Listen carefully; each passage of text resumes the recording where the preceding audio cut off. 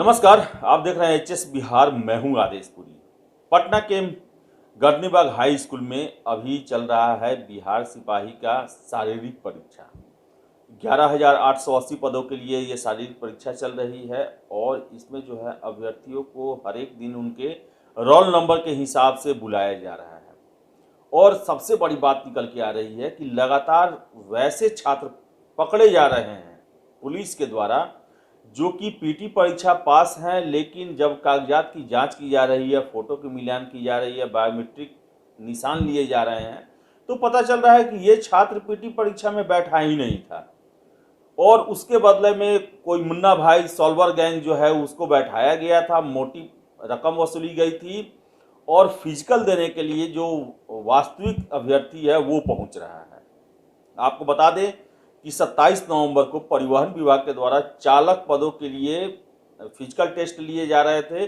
जिसमें 15 जो वैसे अभ्यर्थी पकड़े गए जो कि पीटी परीक्षा में शामिल नहीं थे और उनके नाम पर कोई दूसरा आदमी बैठा हुआ था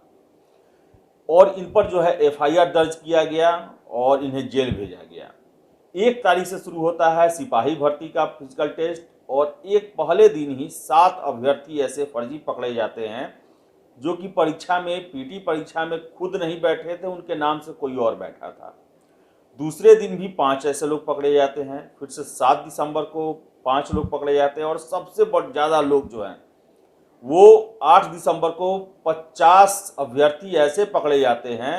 जो कि पीटी परीक्षा में खुद शामिल नहीं हुए थे, उनके बदले में कोई और बैठा हुआ था। वही बता दें कि कल यानी कि 9 दिसंबर को ऐसे 21 अभ्यर्थी फिर पकड़े गए हैं जो कि उस परीक्षा में पीटी में शामिल नहीं थे, सिर्फ फिजिकल देने के लिए आए थे। आपको बता दें कि अतुल वत्स करके एक व्यक्ति है जिसका नाम आ रहा है। कुछ दिन पहले बोरिंग रोड के उसके अपार्टमेंट में छापेमारी की गई थी पटना पुलिस के द्वारा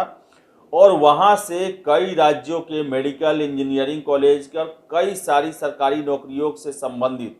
कागजात, क्वेश्चन पेपर, मोहर और बहुत सारे ऐसे डॉक्यूमेंट्स मिले थे जो कि आम आदमियों के पास नहीं होने चाहिए। और पुलिस जो है लगातार उसकी खोज में छापेमारी कर रही है, लेकिन अभी तक उसका पता नहीं चला है। पटना, जहानाबाद सभी जिलों में उसके लिए छापेमारी चल रही है। आप समझ सकते हैं कि बिहार की परीक्षाओं में जो है वो सॉल्वर गैंग, जो सेटरबाज हैं, मुन्ना भाई हैं, उनका कितना दबदबा बढ़ चुका है और कितनी उनकी पहुंच है कि कितनी परीक्षाओं को क्वेश्चन पेपर वो पहले वायरल करा देते हैं। अपने जो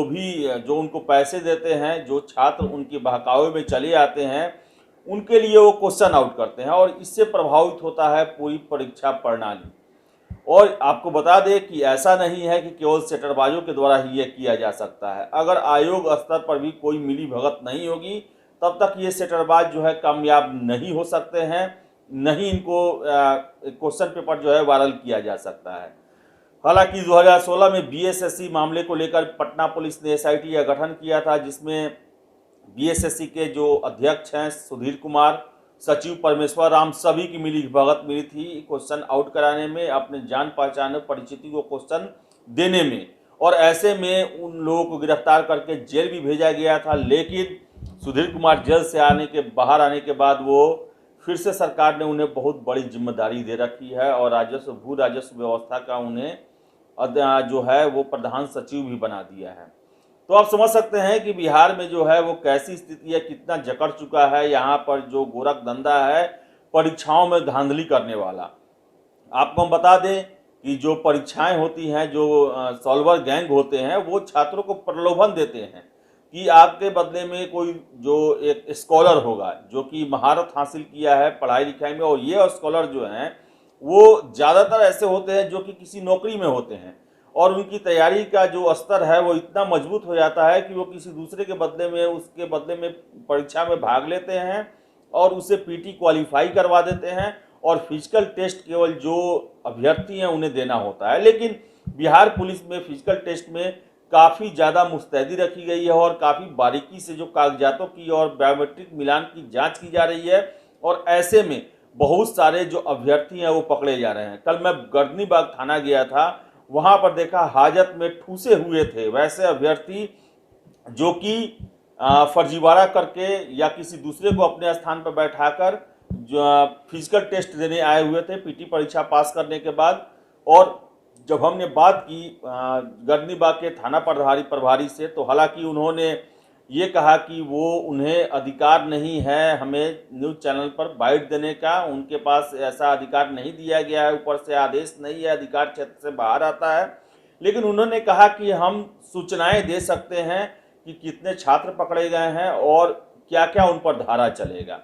समझ जाइए कितना ये उन्होंने बताया कि अगर वो जेल चले जाते हैं, चार्जशीट हो जाता है, तो उनका कैरियर चौपट हो जाएगा, यानी वो सरकारी नौकरी के लायक नहीं रहेंगे।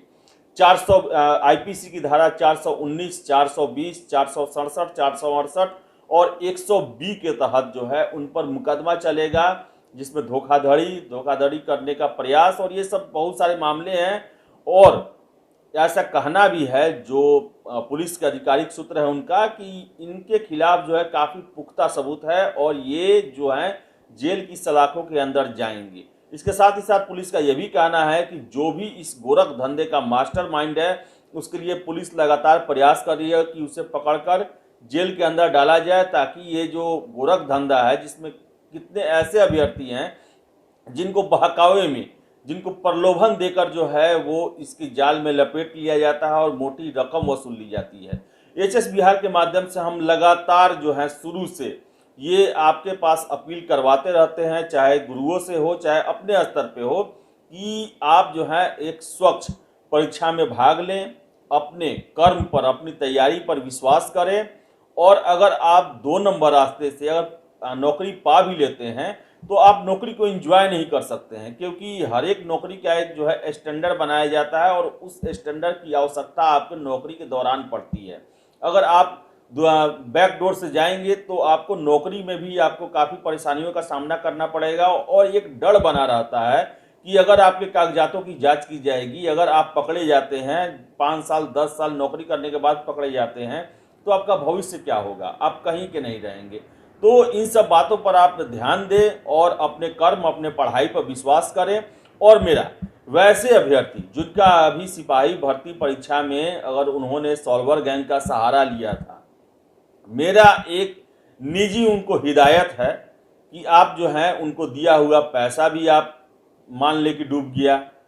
आप फिजिकल परीक्षा देने न आए, क्योंकि अगर आप फिजिकल परीक्षा देने आएंगे तो आप पकड़े जाएंगे, जेल जाएंगे, आप पर चार्जशीट होगा, मुकदमा चलेगा और आप पनिशमेंट भी आपको दिया जाएगा और आपका पूरा कैरियर जो है चौपट हो जाएगा। तो एक भूल मानकर, एक गलती मानकर इसे न दोहराएं, इसको बीच में ही खत्म कर दें और कसम खाएं कि इसके बाद से मैं किसी भी तरह का जो 2 नंबर का काम है, गैर कानूनी काम है, उसका सहारा लेकर किसी भी परीक्षा में शामिल नहीं होऊंगा। क्योंकि अब मेरी अपील है, क्योंकि ऐसे भी छात्र हैं जो कि गांव से आते हैं, उनको बहुत ज़्यादा जानकारियां नहीं है, उनको प्रलोभन दिया जाता है, सपने दिखाए जाते हैं और वो इसके चपेट में आ जाते हैं जाने अनजाने में। तो उनसे मेरा रिक्वेस्ट है कि अगर आपने सहारा ले लिया है, अगर आप जाल में फंस गए हैं, तो निकलने का एक रास्ता है कि आप फिजिकल परीक्षा में शामिल ना हो और जो पैसे दिए हैं उसे मान ले कि वो डूब गया है। और कभी भी ऐसे तरीकों को ना अपनाएं जिससे कि आपको डर बना रहे, आप गैर कानूनी तरीके से नौकरी में जाएं, क्योंकि एक ना एक दिन जो आप गैर कानूनी तरीके से जाते हैं वो बाहर निकल के चला ही आता है और उस दिन आप बहुत बड़ी मुश्किल में फंस जाते हैं। तो जो कैरियर का जो सवाल है, जिस पर आपको पूरा अपना जीवन बिताना है, उसमें कभी भी शॉर्टकट या जो गैर कानूनी रास्ते हैं उसे आप ना अपनाएं और परीक्षा का अच्छे से तैयारी करें, ईश्वर पर विश्वास करें, अपने कर्म पर विश्वास करें, सफलता जरूर मिलेगी। बहुत बहुत धन्यवाद। वीडियो अगर पसंद आए तो लाइक करें, शेयर करें और हमारे चैनल